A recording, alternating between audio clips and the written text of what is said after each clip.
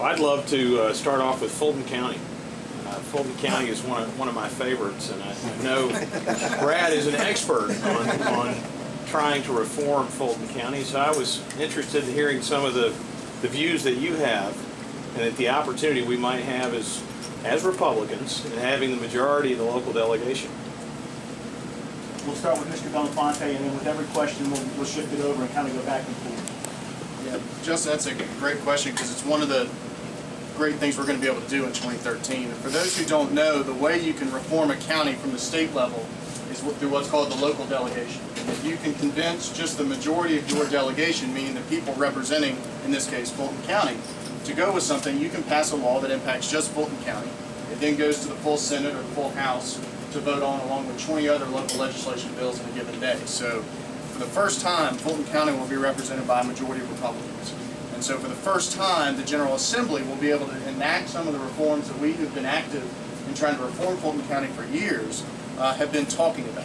And for me, that means several things. And I came out with a plan in February of this year, a very specific one, because I knew it was an important issue and it's something that I will focus on if elected. Number one, it means we need to pass legislation that's already there that says Fulton County should be limited to what it has to do and not what it wants to do.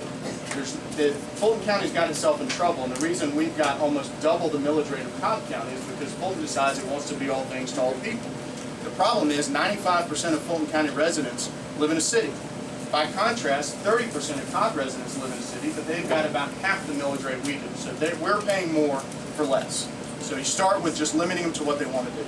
Second thing you do is cap the millage rate, and as that first part starts to kick in, you'll be able to lower it, and you can do that from the state level.